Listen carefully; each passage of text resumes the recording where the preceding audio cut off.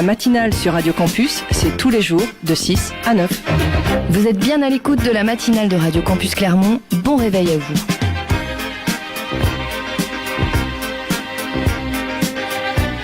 Du mardi au vendredi, la matinale de Radio Campus, c'est 2 heures de musique entre 6h et 8h et 1 heure d'information entre 8h et 9h.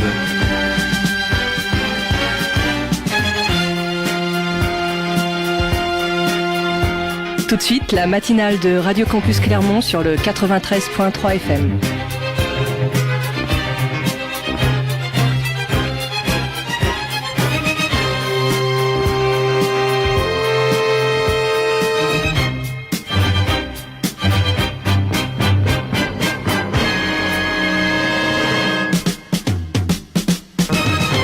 Et bonjour à tous, bonjour à toutes, nous sommes le vendredi 14 novembre, il est tout juste 8h, vous vous réveillez, vous écoutez Radio Campus et vous avez bien raison. Dernier jour de la semaine, demain et même ce soir c'est le week-end et encore 1 heure d'information de 8h à 9h dans la matinale avec des reportages, des billets décalés, des infos sur l'alcool et ses dérivés, des chroniques, des reportages et de la météo pour commencer. Il a plu le week-end dernier, si, rappelez-vous. Bonne nouvelle, ça recommence aujourd'hui. Ce matin, ce seront principalement des éclaircies et des passages nuageux. Les premières précipitations arriveront cet après-midi. Du côté des températures, attendez entre 6 et 14 degrés. Ce week-end, si on regarde un petit peu plus loin, il faudra principalement beau, mais pas plus chaud qu'aujourd'hui.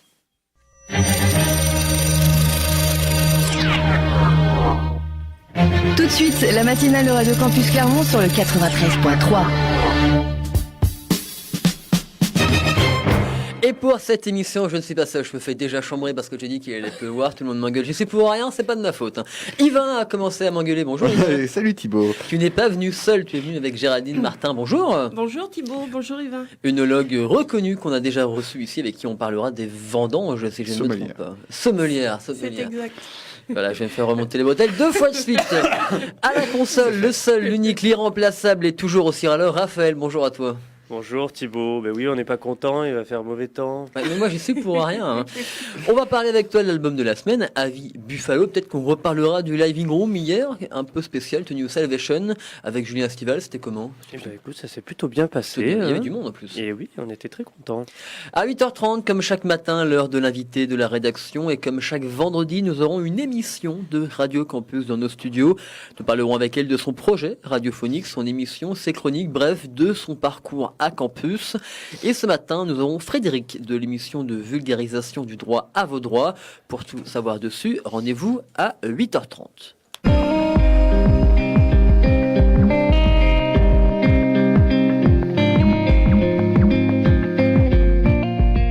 La matinale sur Radio Campus, c'est tous les jours de 6h à 9h.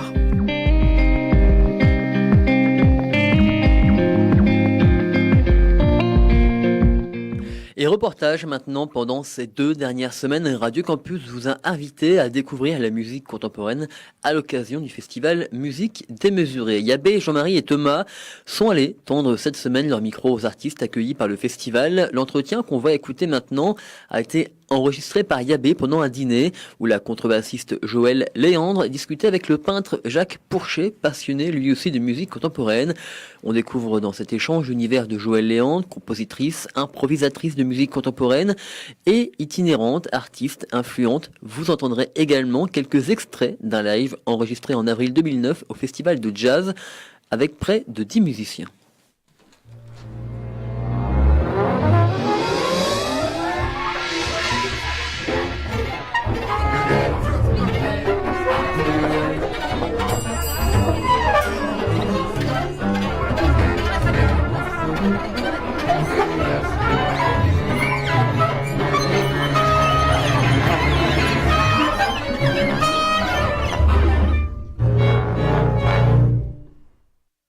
Qui a décrété que l'alto, donc quatuor à cordes, ou même la contrebasse, qui a été un instrument totalement oublié, n'était pas un instrument à entendre, mais même un instrument à part entière, qu'on écouterait, je ne sais pas quoi, un concerto pour piano, pourquoi pas un concerto pour contrebasse, par exemple, si on revient au classique. Ah non, non, il y a des instruments comme ça oubliés. Je sais pas si c'est prolo ou quoi, je sais pas, c'est rien. Je sais pas, c'est peut-être prolo, va nu-pied comme ça. Ouais, on ne sait pas quoi penser. J'aime bien Kagel, Mauricio Kagel, un immense compositeur et un homme de pensée, drôle aussi, tellement. Avait dit une fois, j'avais lu, tu penses, j'avais souligné, la contrebasse sera la revanche du XXe siècle. Ah, ouais. C'est joli, puisque c'est un instrument oublié, où ce n'est que côté instrument d'accompagnement. Qu'est-ce que ça veut dire, instrument d'accompagnement? Qui décide ça? Pourquoi la basse? La contrebasse est d'une richesse inouïe, un monde sonore inouï. Alors on est quelques dingos, dont je fais partie, on doit être 10-12 dans le monde, avoir positionné la basse comme un instrument à part entière, quoi, dans tout son éclatement, sa brillance, c'est un instrument extraordinaire. Au lieu de la cantonner juste à ou un répertoire ou un rôle, j'aime pas les rôles.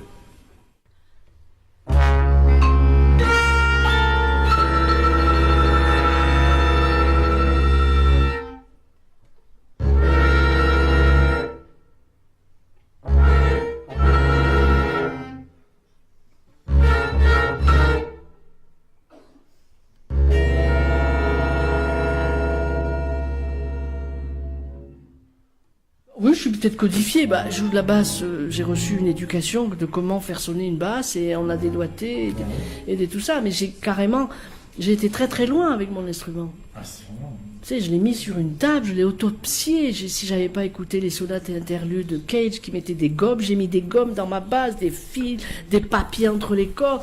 J'ai vécu toutes ces années 70 de laboratoire du son. Extant techniques, we call. Et tant mieux. Il a fallu ça. Et il faut ça. J'ai remercié.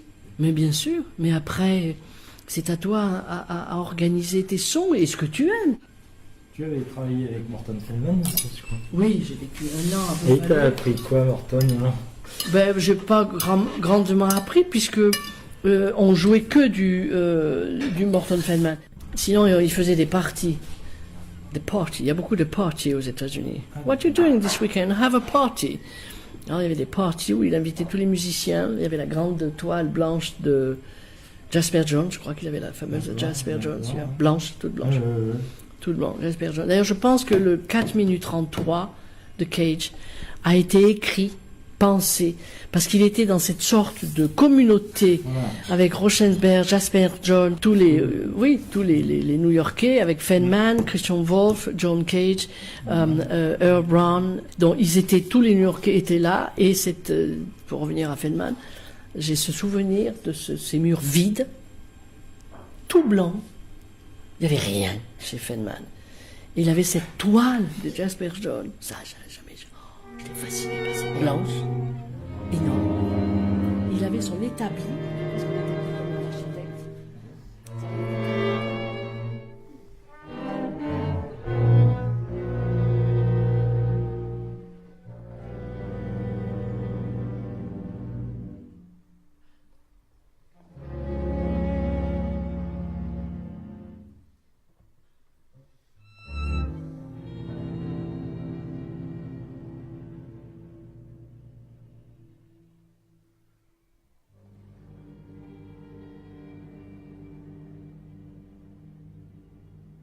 Quand on fait de l'improvisation, est-ce qu'il n'y a pas des moments où il y a un certain automatisme qui reviennent? Oui et non, c'est peut-être pour ça que l'improvisateur, pour moi l'improvisation est un art, l'art d'improviser. C'est pour ça que dans l'histoire de la musique, inclus avec le jazz, l'histoire du jazz, mais le jazz, après on peut en parler, tout au moins ici en Europe, la free music, l'improvisation un peu radicale, comme ça, sans idiomatique, ça s'appelle. Idiomatique veut dire que quand tu improvises, tu joues dans un style. L'histoire de l'improvisation dans notre cher Occident, à l'époque du XVIe siècle, du XVe siècle, tous les musiciens étaient improvisateurs, d'une certaine manière. Ils jouaient d'un instrument, ils ne faisaient pas que penser la musique, ils jouaient la musique aussi. Mais il y avait des styles d'improviser, on improvisait dans le style élisabéthéen, on improvisait dans le style de Bach, on improvisait dans le style de Messiaen, Messiaen qui est très là, un compositeur de notre siècle, ça c'est avec idiomatique. Sans idiomatique, c'est improvisation dont le précurseur c'est Derek Bailey. C'est un des protagonistes, guitaristes anglais, en Europe. Sans idiomatique, ça veut dire que tu joues ce que tu as à dire. Sans style. C'est le son, c'est le geste. La musique, c'est du geste, c'est du corps. Et tu joues, et tu partages, tu converses. Mais c'est une conversation. Moi, demain, je converse seul. Mais j'aime pas le mot automatisme. C'est bien pour ça que les improvisateurs jouent beaucoup avec beaucoup d'autres musiciens.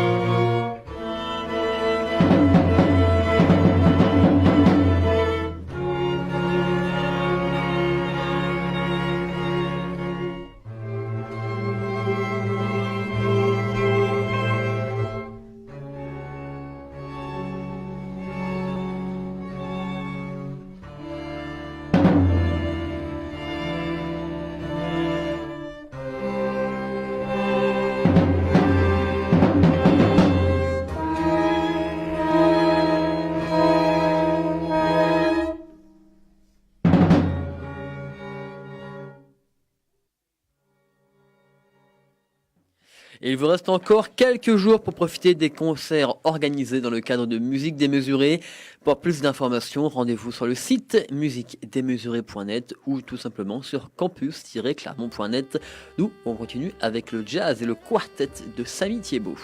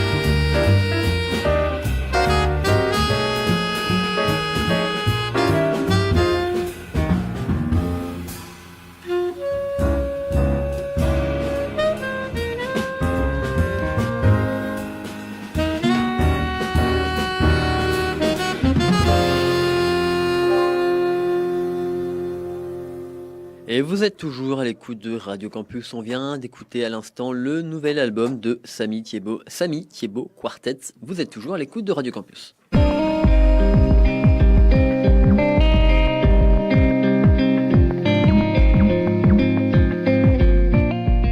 La matinale sur Radio Campus, c'est tous les jours de 6h à 9h.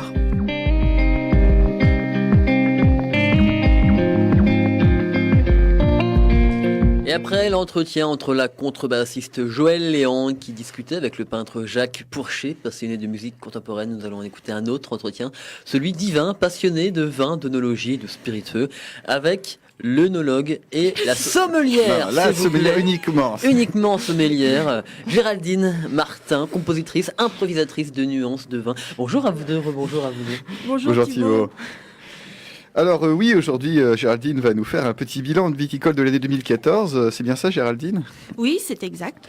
Alors du coup, la toute première nouvelle, c'est que pour les vignes françaises en 2014, ça devait être plutôt une bonne année. Enfin, ça sera plutôt une bonne année, malgré une météo qui a été un peu capricieuse. Voilà, c'est exact. Alors en fait, on a eu un très beau printemps, ensoleillé et sec. On a même parlé d'une année de sécheresse, en particulier pour la Corse, la vallée du Rhône et l'Alsace. Alors ce très beau printemps a permis une très belle floraison. On pensait même avoir des vendanges précoces et même un millésime du siècle. Vraiment. Alors, tout s'est enchaîné malheureusement fin juin, où on a eu de terribles épisodes d'orage, surtout de la grêle, qui ont fait beaucoup de dégâts en Bourgogne, en particulier sur les côtes du Beaune, sur 8 villages exactement, y compris Beaune, Pommard et Volnay, pour la 3e année consécutive. Donc les vignerons, ils ont vraiment pas de chance à ce niveau-là. Donc certains vignerons ont eu quand même 60% de pertes et d'autres ont carrément perdu toute leur récolte. Alors il y a eu aussi beaucoup de dégâts en Corse avec 40% et aussi en Alsace avec 60% et une pluie régulière juillet-août. Alors après, il y a eu un problème par rapport à ce climat au niveau de la véraison. La véraison qui a pris beaucoup de retard, qui normalement doit se faire classiquement entre fin juillet, début août, mais là, du coup, elle s'est effectuée très difficilement. Géraldine, oui, est-ce que tu peux dire pour nous tous qu'est-ce que la véraison Alors la véraison, en fait, c'est le moment où le raisin commence à gonfler et change de couleur. Et ce cycle dure à peu près 15 jours. D'accord. Et du coup, il n'y avait pas eu que la véraison, il y a eu d'autres soucis, j'imagine. Voilà, alors malheureusement, quand il y a de la pluie, voilà, les maladies arrivent. Voilà, c'est le problème. Donc, on a eu l'oïdium qui a fait beaucoup de dégâts, particulièrement en Champagne, puisque les vignes ont été contaminées jusqu'à 80%, suivant les secteurs, bien sûr. Et donc, l'oïdium, qu'est-ce que c'est ? Alors, l'oïdium, en fait, c'est un champignon qui est assez fréquent chez les végétaux. Donc, on le voit au niveau de la feuille. Donc, ça fait une sorte de moisissure ou de léger duvet blanc. D'ailleurs, on l'appelle également la maladie blanc.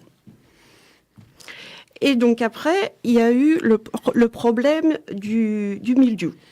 Le mildiou, c'est vrai, quand il y a un temps pluvieux, il est assez présent. Donc le mildiou, il est arrivé, donc il a fallu que les vignerons multiplient les traitements, beaucoup plus que d'habitude, jusqu'à fin août. Mais il y a eu beaucoup de mildiou, mais il n'y a pas eu trop de dégâts. Les vignerons ont réussi à bien le maîtriser. Et idem, le mildiou, c'est quoi cette maladie Je pose question pour toutes les... Alors, le mildiou, c'est aussi un champignon donc, qui est originaire d'Amérique. Et ça se caractérise au niveau des feuilles. Donc, on voit des sortes de taches d'huile, des taches brunes. Alors, le gros souci, c'est quand ça atteint aussi les baies. Parce que les baies, en fait, sont atténuées, diminuent, se dessèche et là, ça peut faire des pertes importantes au niveau de la récolte. Grâce à Yvain et Géraldine, découvrez tous les noms de maladies des plantes ce matin sur notre Merci. Et il y a eu un autre fléau, c'est là encore. Il y a eu un autre fléau, alors c'est un peu une première, alors c'est le Suzuki. Alors c'est une mouche qui vient d'Asie, principalement du Japon. Alors elle est arrivée en France il y a 3 ou 4 ans, mais c'est vraiment cette année où il y a eu beaucoup de dégâts. Alors, en fait, c'est donc une mouche qui s'attaque au raisin, qui perce les grains pour y pondre ses œufs. Alors, ça fait pourrir complètement le raisin et ça provoque une pourriture acide. Donc, alors, jusque-là, en fait, le Suzuki s'attaquait particulièrement au raisin blanc. Là, malheureusement, cette année, il s'est attaqué au raisin rouge. Et le problème aussi, c'est qu'il s'attaque que sur les raisins sains. Donc cette année, il y en a eu surtout en Bourgogne, en Bordeaux, en Languedoc. Mais là où il a fait le plus de dégâts, c'est en Alsace, avec quand même une perte de 40%. Et même les professionnels de la vigne, les vignerons, ne savent pas encore qu'est-ce qu'il faut faire pour l'éviter, puisque c'est un phénomène quand même assez nouveau. Donc on espère que l'année prochaine, on n'aura pas d'autres soucis à ce niveau-là. Donc la météo a été globalement pourrie, le Voilà. Suzuki, le idiome, le mildiou, le problème de véraison. Comment ça se fait quand même que l'année 2014 soit pas si mal au final? Alors, je vais vous expliquer. Donc, en fait, à partir de fin août, donc les vignerons ont repris le sourire, puisqu'on a eu une arrière-saison vraiment très très belle. On avait, en septembre-octobre, on avait en fait les températures qu'on aurait dû avoir en juillet et en août. Donc, du coup, ça a pu rattraper le retard, et on a réussi malgré tout à avoir une belle maturité au niveau des raisins. Bon, faut savoir que c'est vrai que la vigne, même s'il y a des mauvaises conditions, tout ça, elle reprend assez facilement. Alors, c'est vrai que ça a été un millésime très difficile, où il a fallu beaucoup de vigilance. Les vignerons ont dû passer beaucoup plus de temps dans les parcelles pour effeuiller le raisin. Alors, effeuiller, en fait, c'est retirer les feuilles pour que les baies puissent mieux respirer. Alors, il y a eu aussi beaucoup de tri sur pied.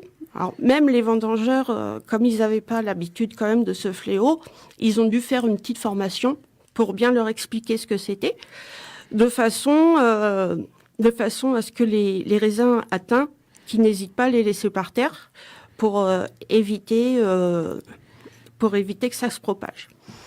Donc les vignerons ont également multiplié les prélèvements dans les vignes, goûté les raisins plus que d'habitude, et quand même, malgré tout, malgré les mauvaises conditions et les maladies, les raisins en fait, qu'on a réussi à ramasser étaient quand même assez sains. Donc, alors, en conclusion, on peut dire ce que du coup, enfin, ce que tu nous as dit, que l'année 2014 est globalement réussie. Oui, 2014 est globalement réussi. C'est vrai que, alors, la chance qu'ils ont eu les vignerons, c'est d'avoir quand même un beau mois de septembre. Si la pluie avait continué en septembre-octobre, ça aurait été catastrophique. Donc après, c'est vrai que c'est pas un millésime du siècle, mais malgré les mauvaises conditions climatiques, on va quand même avoir un bon millésime, même très bon, suivant les régions et les vignerons. Alors après, par contre, ce sera une très bonne année pour les Riesling, le Merlot et le Malbec, et par contre, une très grande année pour les Bourgognes blancs. Alors ensuite, je vais vous parler quand même de l'Auvergne. Oui, effectivement. Alors ça donnait quoi? C'est un peu comme alors, comme ailleurs. l'Auvergne, non, il y a eu moins de choses quand même. Alors, on a eu un bon printemps comme ailleurs, donc c'est vrai que les vignerons étaient très confiants. Alors, il y a eu les mauvaises conditions climatiques qu'on a retrouvées un petit peu dans toutes les régions. Alors, heureusement, après est arrivé le mois de septembre-octobre qui a été très beau et qui a pu sauver les vendanges. Alors, l'arrière-saison, voilà, elle a permis d'obtenir aussi une belle maturité. Alors, par contre, le plus qu'on a eu en Auvergne, c'est qu'on a eu très peu de problèmes de maladie. On a eu un peu de mildiou, mais vraiment très léger. Donc, il n'y a pas eu de tri pratiquement. Donc voilà, donc ça va être quand même un beau millésime. Mais c'est vrai que si on avait eu un bon été, le millésime, il aurait vraiment été excellent. Mais on va avoir des vins très équilibrés et très aromatiques. Donc un bon résultat. Voilà. Pas hésiter à tester prochainement des futurs vins de Rennes qui vont sortir durant l'année 2015. Voilà. Toujours avec modération, bien sûr. Écoute, Géraldine, merci beaucoup pour cet aperçu. Du coup, rendez-vous moi la semaine prochaine où je reparlerai de spiritueux. Merci beaucoup Yvain, merci beaucoup Géraldine. Une bonne nouvelle pour les amateurs de Riesling, de vin blanc, principalement à consommer avec modération, mais avec plaisir quand même parce qu'ils sont excellents. On continue nous en musique avec King Tuff.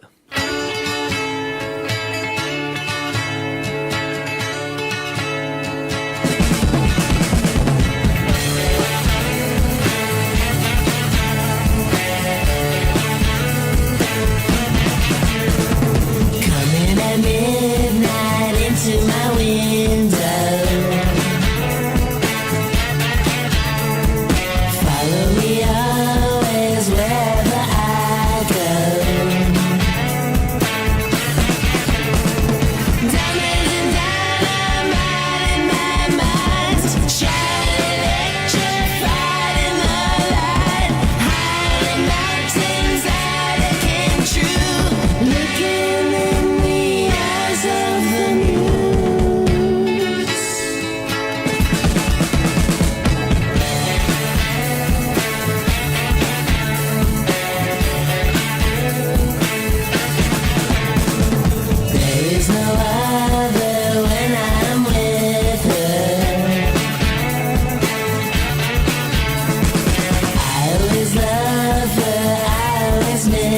say.